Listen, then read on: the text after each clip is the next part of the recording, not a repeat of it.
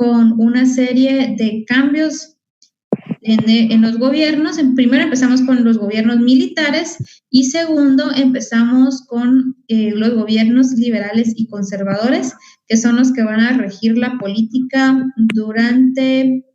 desde 1824 hasta 1944 en la primera parte, ¿verdad?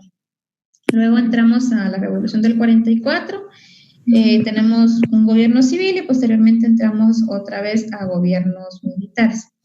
Entonces, la primera revolución liberal la vamos a estar estableciendo en un tiempo entre 1824 y 1840.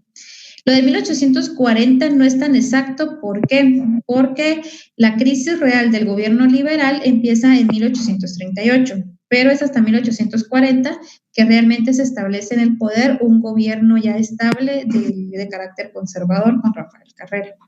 Entonces, entre 1824 y 1838 es que realmente se va a establecer el primer gobierno liberal.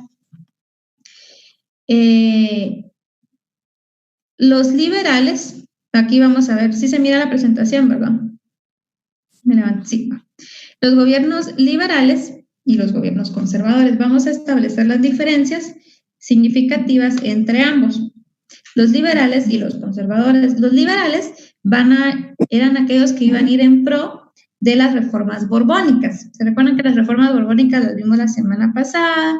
Y dentro de ellas buscaban una libertad económica, la abolición de algunas cuestiones coloniales, la separación por completo con la monarquía. Entonces, todas estas reformas borbónicas querían ser aplicadas y darse continuidad por parte de los liberales. Además, buscaban recortar el poder de la Iglesia Católica y sus privilegios. ¿Por qué? Porque ellos decían que era la Iglesia Católica la que limitaba el desarrollo social y político de los países, porque como se recuerda que a través de las reformas borbónicas y de la Ilustración se buscaba también una modernización y un cuestionamiento a todos aquellos criterios que ya estaban establecidos en una sociedad. Entonces, la Iglesia Católica decía que seguía fortaleciendo esa ignorancia dentro de la sociedad y que esto no iba a permitir un desarrollo. Entonces, empiezan a recortar el poder de la Iglesia Católica, buscan la abolición de la esclavitud, que ya se venía dando con anterioridad, pero la abolición de la esclavitud también se manejaba en relación a toda aquella esclavitud de carácter de africanos que había llegado al país durante la última parte de la época colonial.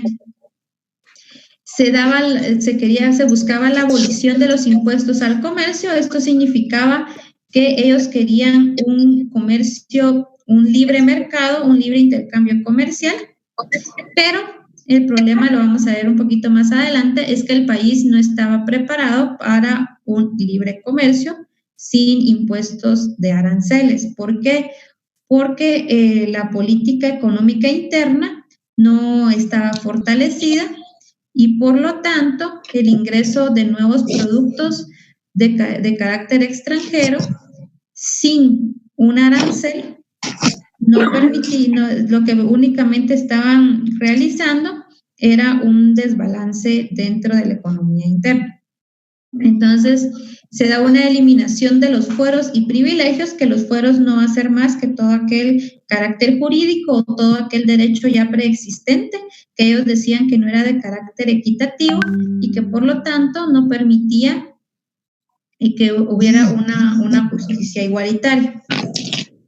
También buscaban instituciones políticas y judiciales más igualitarias, que iba en relación a lo anterior, a los fueros y a los privilegios.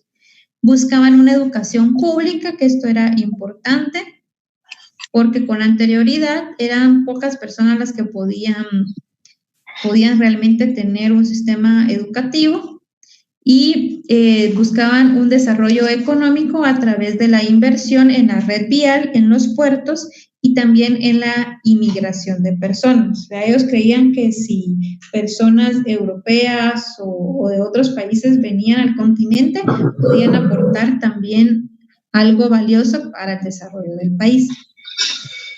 Contrario a esto, los conservadores, ustedes miren acá, es como muy pequeña comparado con la tabla de los liberales, pero simplemente los conservadores llamaban a la moderación, a la estabilidad de lo tradicional, al orden y a las instituciones familiares. O sea, ellos simplemente querían seguir con el mismo sistema que ya se venía implementando desde la colonia y la conquista. ¿Y qué pasaba? Que dentro de los liberales también existían varias vertientes, o sea, existían los liberales radicales, aquellos un poco más moderados, y también existía otra parte de la población que no era ni liberal ni conservadora, que simplemente se movilizaba de acuerdo a los beneficios y a los intereses que tuviera en ese momento. Entonces, si los liberales les daban beneficio, entonces iban con los liberales, y si esto los perjudicaban, entonces iban en contra de ellos y se iban con los conservadores, o simplemente con aquella situación que mejor les beneficiara. Entonces, los liberales más radicales, que son los idealistas, buscaban una Centroamérica moderna, una Centroamérica progresista, que cortara con la herencia colonial por completo, y para eso se iban a basar en los modelos innovadores de Francia, Inglaterra y Estados Unidos. Estados Unidos ya había empezado con un avance bastante importante, porque la independencia de ellos fue en 1719. Entonces, de 1719 a 1824, estamos hablando ya de varios años, de un progreso en carácter industrial también, ¿verdad? Dígame, Abraham. Lick, disculpe que la interrumpa, es que fíjese que se escucha entrecortado, no sé si alguien más tiene conectado su micrófono o algo, porque se escucha raro, no se escucha por ratitos de corto. Aparece su micrófono. Vamos a ver quiénes están con micrófono abierto.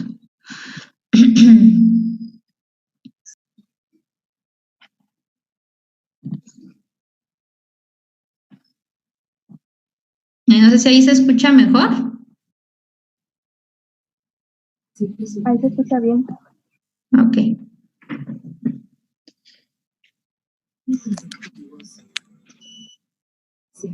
Bueno.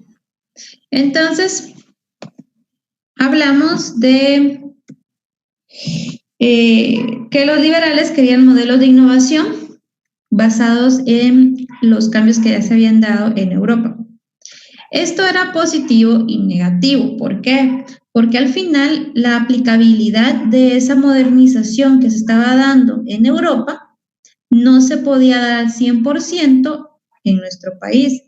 Primero, porque no teníamos las condiciones económicas, pero tampoco teníamos las condiciones sociales y políticas para realizar ese cambio.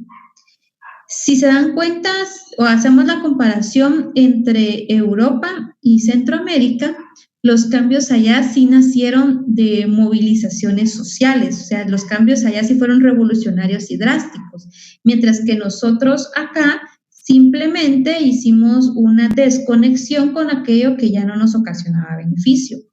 Entonces, para generar una identidad modernizadora, tenía que generarse un cambio de pensamiento a nivel social y cultural. O sea, los liberales no podían aplicar o no podían generar esos cambios sin el apoyo también de la parte conservadora y de la parte campesina, y que iba a ser fundamental para la fuerza de trabajo.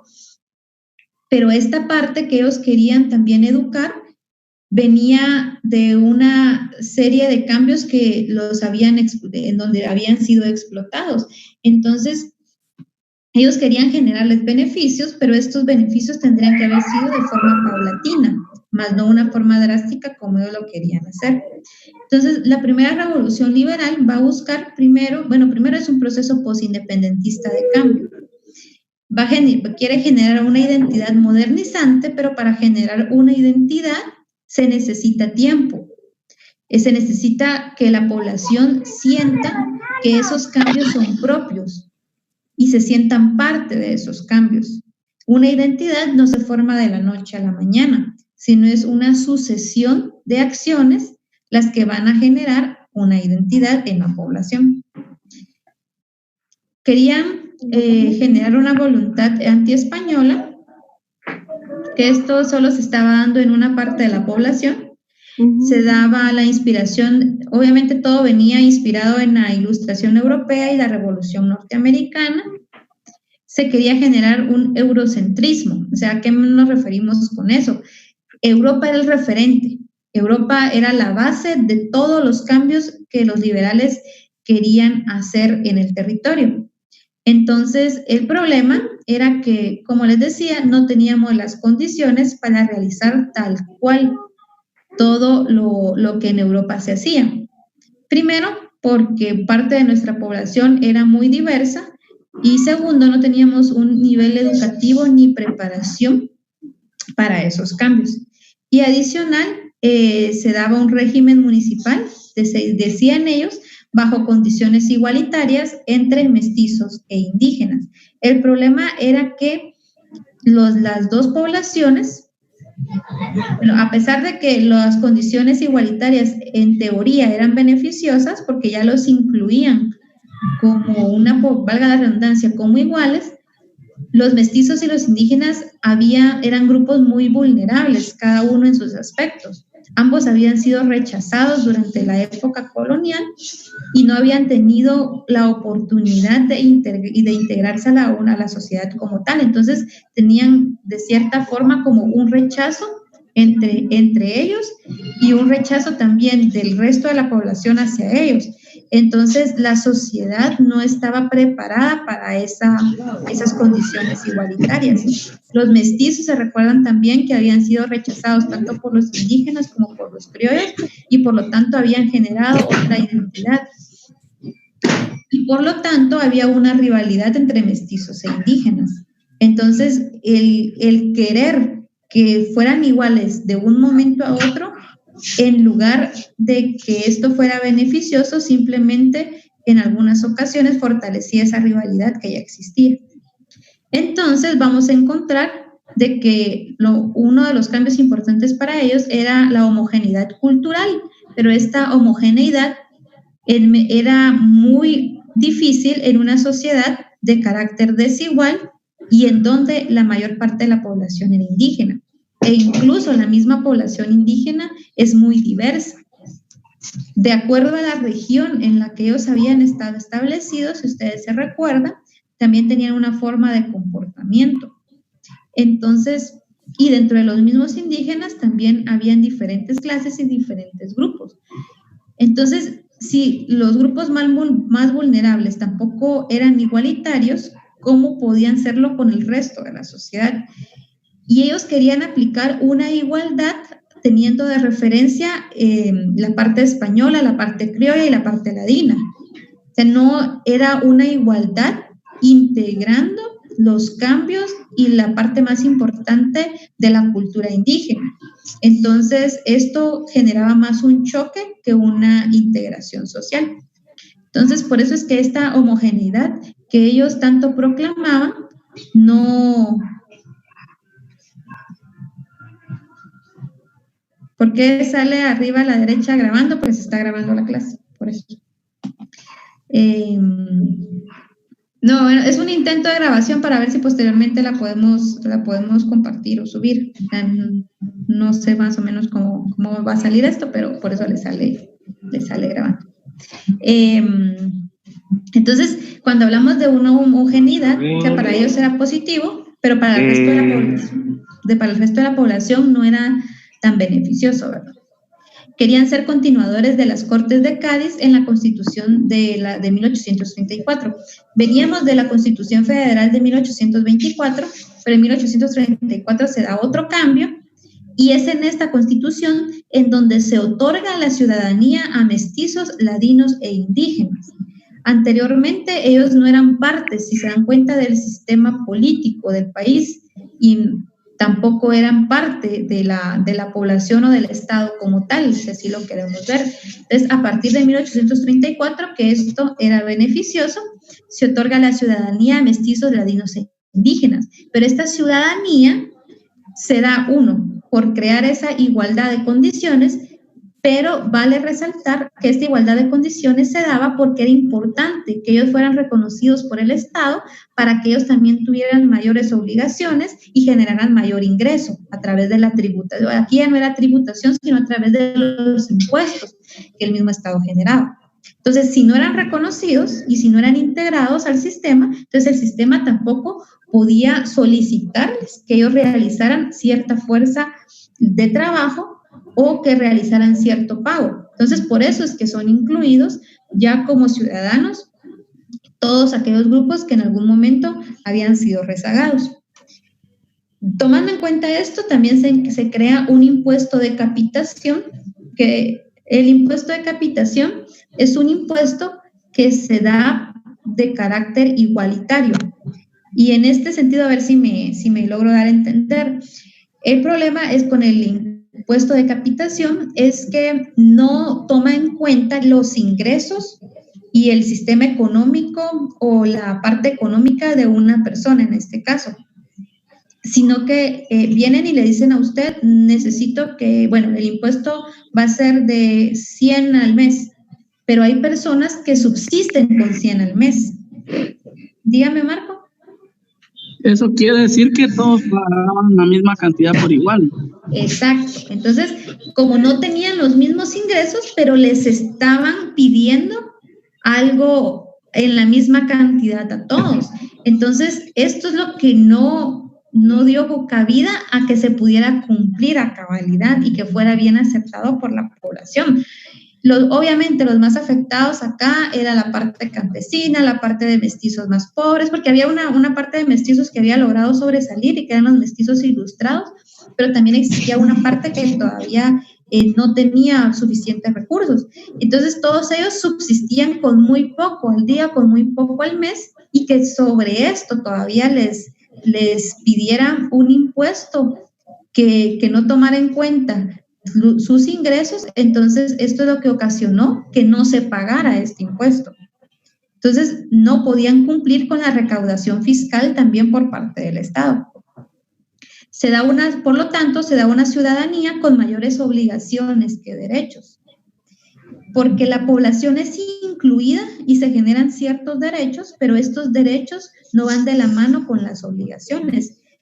Como en este momento estábamos saliendo de una ruptura y de un proceso postindependentista, estábamos tratando de generar un Estado estable, entre comillas, pero este Estado necesitaba tener, una capitalización para todos aquellos cambios de modernización postindustriales que también querían desarrollar los liberales.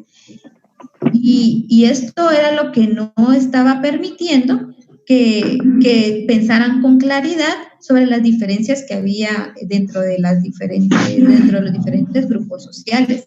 Entonces, ellos simplemente decían, necesitamos tanto, necesitamos esto, entonces el resto de toda la población nos va a apoyar y nos va a ayudar, y lo vamos a hacer de esta manera. Dígame, Marco. No me levantó la manita, ¿no? ¿Qué bueno? Entonces... fue la anterior pregunta, Lick, pero como que ya no se quitó la manita. Bueno, está bueno. Entonces, esta ciudadanía tenía mayores obligaciones que derechos. Esto es lo que también va a empezar a generar un descontento dentro de la sociedad, y es lo que no va a permitir que el primer Estado liberal se desarrolle adecuadamente.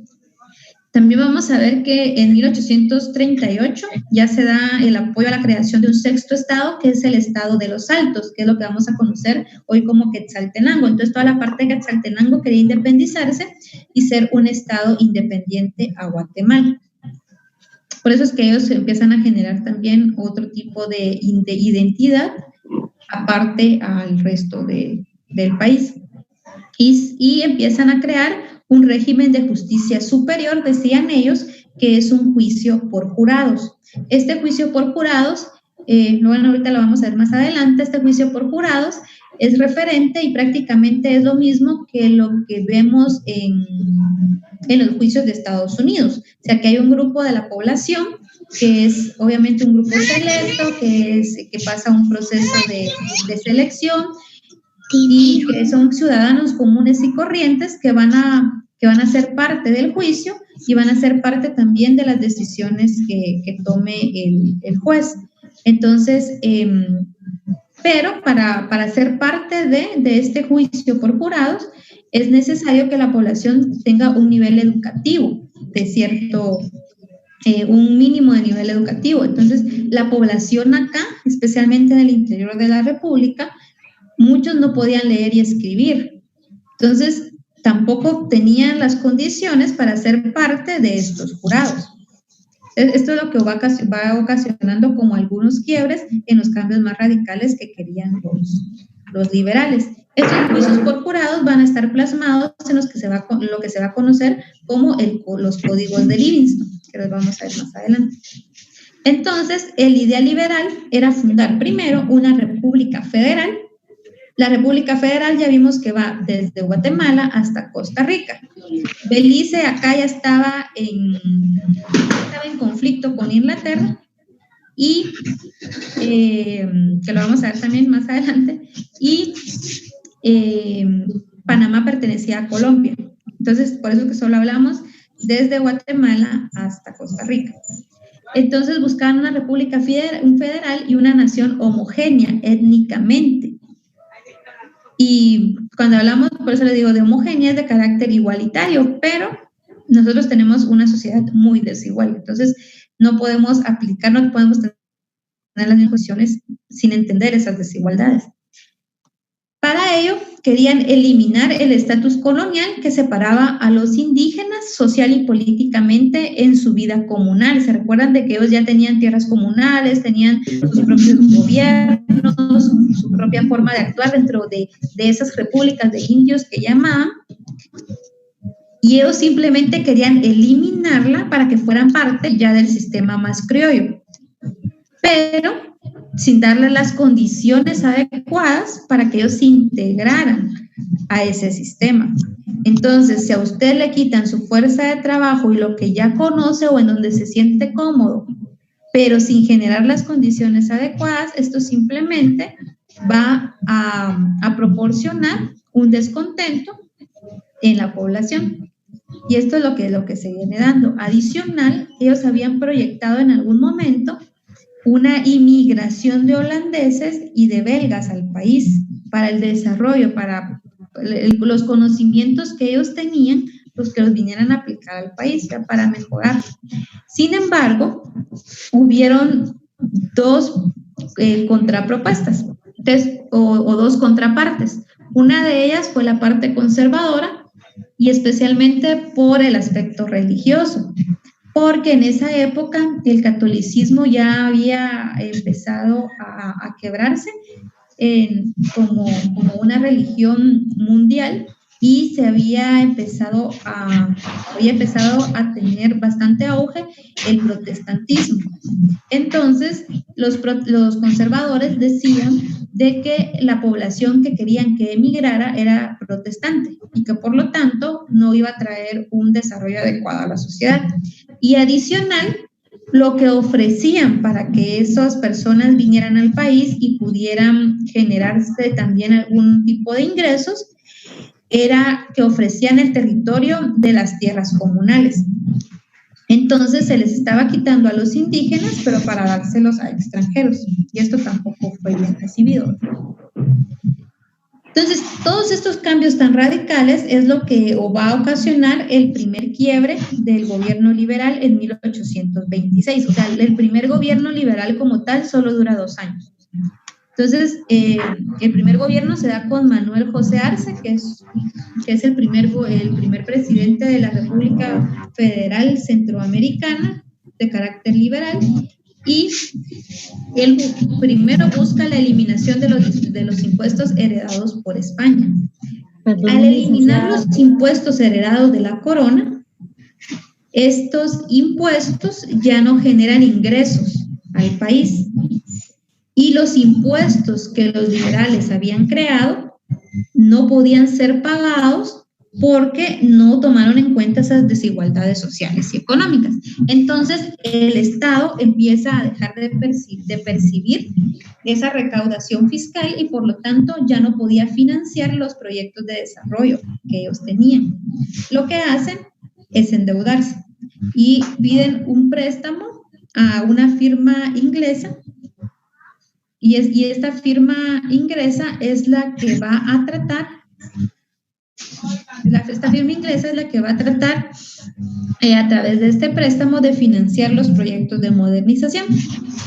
Pero como tampoco se tenía ingresos para unos ingresos fiscales, entonces tampoco se pudo pagar posteriormente este préstamo, las cuotas del préstamo. Entonces acá también se genera un roce, el primer roce que se tiene con el gobierno inglés, con los ingleses en general.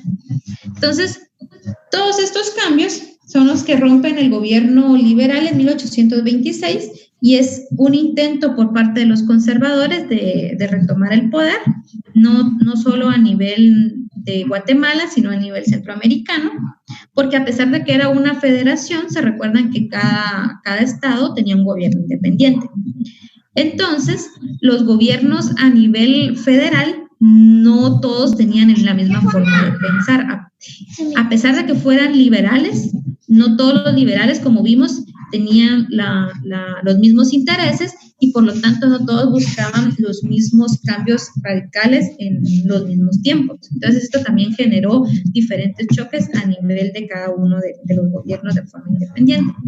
Entonces, en 1829 es que recupera el poder los liberales en un enfrentamiento que se da entre los conservadores y uno de los principales referentes liberales de la región centroamericana, que es Francisco Morazán.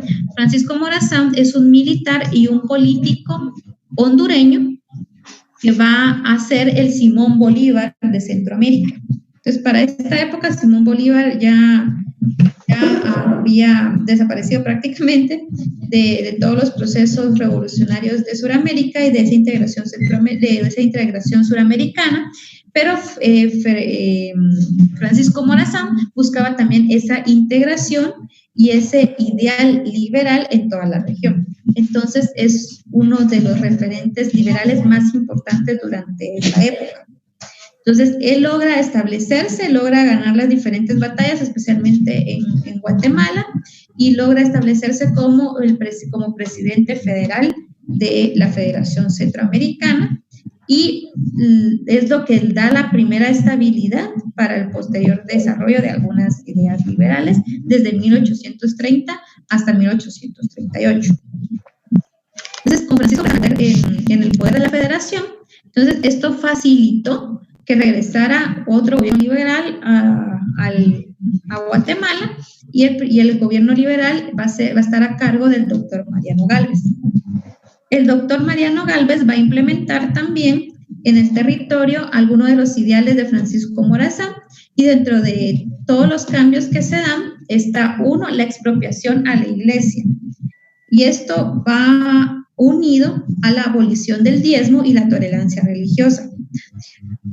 Estos tres aspectos tocan intereses muy fuertes de la Iglesia Católica y uno de los sectores conservadores más radicales dentro de la sociedad. Entonces, ¿se imaginan quitarle el poder a la Iglesia de un día para otro? Fue también como muy drástico. ¿Y qué pasa con la tolerancia religiosa? O sea, si yo les pregunto, ustedes van a decir eso es bueno, pero la tolerancia religiosa en esa época, si veníamos de una sociedad netamente católica, entonces significaba la aprobación de nuevas religiones en el país. Esto también era quitarles injerencia y quitarles poder. Especialmente aquí ya estábamos hablando del protestantismo. Adicional, se busca una enseñanza laica, o sea, la enseñanza iba a estar a cargo del Estado y la Iglesia ya no tenía que interferir en esa enseñanza. Entonces, también le estaba cortando otro tentáculo de injerencia a la Iglesia Católica. En 1831 se da la ratificación de la propiedad privada. En 1837 se autoriza el divorcio y la ley del matrimonio civil. A partir de acá es donde vamos a conocer ya en materia del matrimonio civil y de divorcio, la incorporación a toda la legislación guatemalteca que conocemos. Con anterioridad solo existía el matrimonio religioso y era para toda la vida. O sea, usted se casaba y no podía divorciarse, al menos que la iglesia lo aprobara, pero esto era prácticamente inalcanzable, ¿verdad? En estos momentos, se imagina, eso también, o sea, prácticamente ellos se fueron en contra del conservadurismo y en contra también de la iglesia, ¿verdad? Y de todo aquel pensar de todo aquel pensar conservador que ya estaba establecido. Entonces, les dice, bueno, si ustedes quieren se casan por la iglesia, pero también se pueden casar de forma civil ante el Estado. Y si no funciona, se divorcian. Entonces, fue también un cambio de pensamiento bastante drástico. Entonces, en 1837 es que se autoriza el divorcio y el matrimonio civil en esa época.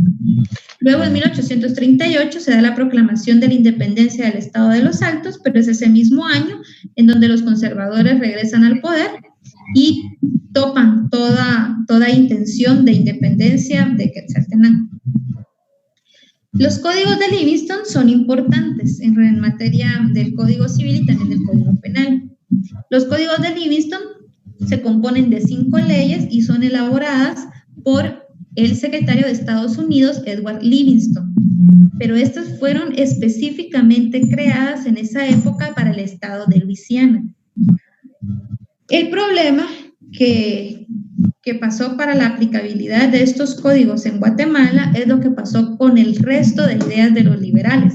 O sea, quiso aplicarse tal cual se hacía en Estados Unidos, pero nuestra sociedad era muy diferente y por lo tanto se podía adaptar en alguna medida, pero no aplicarse a cabalidad, que era lo que ellos quisieron.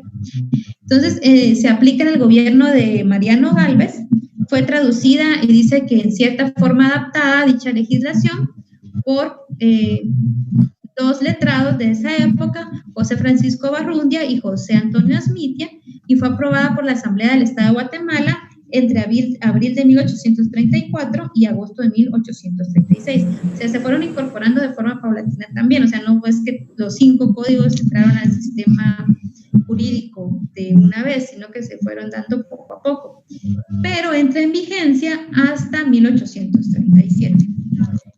¿Y qué buscaban estos códigos en la aplicación guatemalteca? Mariano Gálvez tenía una visión más humanista, una filosofía más humanista en todo sentido. Entonces, en estos aspectos, para él habían 3 categorías que debían de aplicarse. Una de ellas es que la pena debía buscar la rehabilitación de los reos. O sea, no era solo que el reo llegara y cumpliera o sea, que fuera condenado y cumpliera con esa condena, sino que adicional, cuando saliera de prisión, también pudiera incorporarse nuevamente de forma productiva a la sociedad, que es más o menos lo que en algún momento se busca también en los centros de rehabilitación actualmente, ¿verdad? No funcionan como tal, pero algo así se buscaba. Entonces, la pena debe buscar la rehabilitación de los reos, era uno de los puntos importantes. Segundo, el sistema de jurados para determinar la culpabilidad o inocencia de un acosador, porque se suponía que estos jurados eran objetivos, tenían otra visión del asunto y podían ver las cosas desde un punto de vista externo, pero era lo que les explicaba. También se necesitaba que la población tuviera un nivel educativo y comprendiera todo de igual forma. En el interior de la República ni siquiera es que toda la población hablara el español tal cual lo entendían los criollos en la parte de la capital. Creo que ahorita se va a cortar, entonces nos vamos a volver a conectar para que no haya problema y así seguimos con la clase. Si tienen alguna duda, antes ahorita que regresemos me dicen.